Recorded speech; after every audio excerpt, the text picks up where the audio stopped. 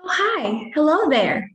Thank you for taking the time to view this video and join me as I share with you some reminders that would hopefully help you focus as we begin another online and remote learning for this semester. So today, let me share with you some tips on how you can excel in your remote and self-directed learning. I don't know if you have already adjusted and transitioned well to online and remote learning, but for some of us, for many of us, even I myself included, sometimes where I find myself being hung up on the past, where I wished it would have been better if it's face to face. I wished I could see my students more. I wish I can do face to face consultations, so on and so forth. And so let's walk down memory lane to better see and find out what was then and what was now. Then we used to see, teachers used to see his or her students in the classrooms, and now we have empty classrooms. Most of our classrooms here are empty. Before, we can have potlucks, we can have get together with our students, especially with our major students. But now all we can do is have virtual meetups or virtual classes. Before, we can also meet after church, or we can join them in their very special activity like this one. This happened during senior presentation, but now again, it's still done virtually. Then, or before, or in Filipino, noon, when students, particularly in literature classes, when they perform, of course, they have to dress up. Here at AUP, we have to go to the AVR and they perform. But now, either they do a video and we can share it in the class, or sometimes just allow the students to view the different videos submitted by different groups. And also before, if there's seminars that we have to join, then we get to receive a hard copy of our certificates. But now, again, we attend virtually. But is virtual classes or virtual meetings really so bad? What about during face-to-face when this happens? When we are in a class and people or students just fall asleep? What about this situation where you meet up with your friends, but you end up just looking at your phones? Or even worse, you go on a face-to-face date and you end up just looking at your own phones and not at each other. There's lack of emotional connection. What about this one? Is it possible to be engaged, to learn, to maximize learning through remote or online?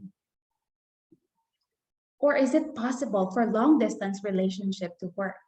You might ask, during my time, there's no pandemic, but mind you, I did experience having a long distance relationship for over 2 years.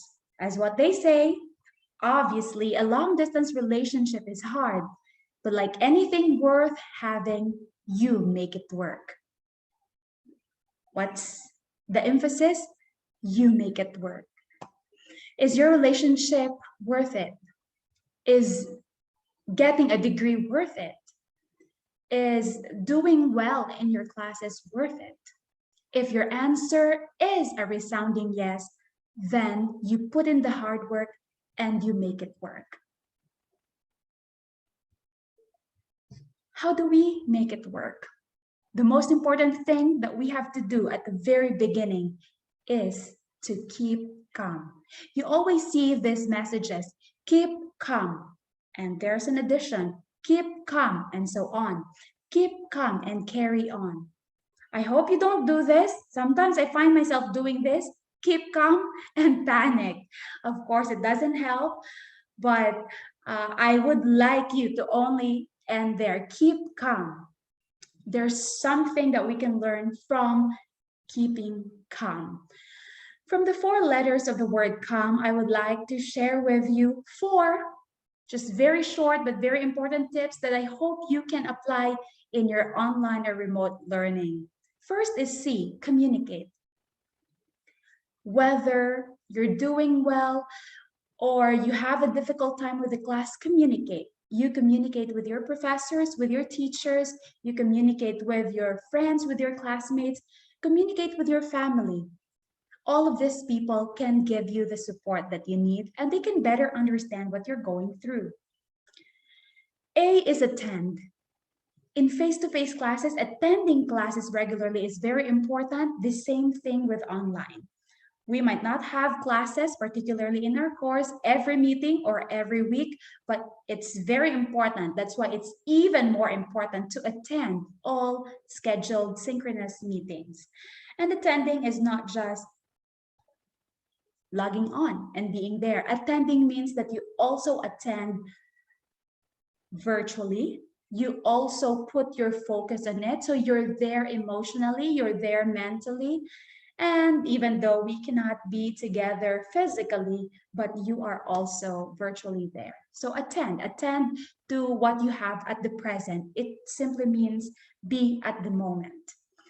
L, learn. Take time to learn something each day. Don't let the day pass without learning anything. And it doesn't always mean learn something from your class. You can learn something from your family. You can learn something from nature. You can learn something from God's word.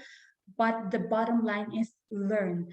Always live every day get by grabbing that chance to learn. Take each day as an opportunity to learn. Finally, manage. What do we manage? We manage our time wisely. We manage our stress. We also manage our expectations. Each one of us is given the ability to manage, to make choices, to choose what's our priority. When you decide that your priority is just to watch or be on social media, then think whether it's a good priority. So that's why it's very important that we manage our time. At the same time, we manage our stress and we also manage our expectations. Know that there will always be unexpected things that will happen, and that as long as you did your best for that day, then even if sometimes we cannot always finish all that we have to do for the day, but as long as we did our best, I hope that's good enough. Your best will always be good enough. Let me remind you with this. Study. I always mention this to my face-to-face class, and now I would like to also remind my online students. Study to show yourself approved unto God. That's found in 2 Timothy 2:15. Why do we study? Why do we learn? Why do we attend classes? Why do we manage? Because we want to get God's approval. In the end, we don't just want to get an A grade. We don't just want the approval of our professors, our teachers, our family, our parents, but ultimately we want to receive God's approval. We want that at the end of the day, at the end of our lives, God will say, well done, good and faithful servant. And when we study, and it's not just in studying, because the advice in 1 Corinthians 10:31 is, so whether you eat or drink or whatever you do all to the glory of God. Everything that we do should be done for God's glory. When we do something for the approval, for popularity, for fame, we are bound to get disappointed. Only God doesn't disappoint. So all our lives, everything that we do, small or big decisions, we do all for the glory of God. And finally, remember that when we do all for God's glory, God is faithful. He who started a good work in you will carry it to completion. Philippians 1:6. Or in other versions, it says, he who began a good work in you is faithful to complete it. And with that, I hope you can say, or you can do, keep calm. You can do it. I believe in you. I believe that you can do it. You can succeed, and not just succeed, you can excel, not just survive this semester, but excel and succeed with flying colors in your remote and online learning for this semester. God bless you.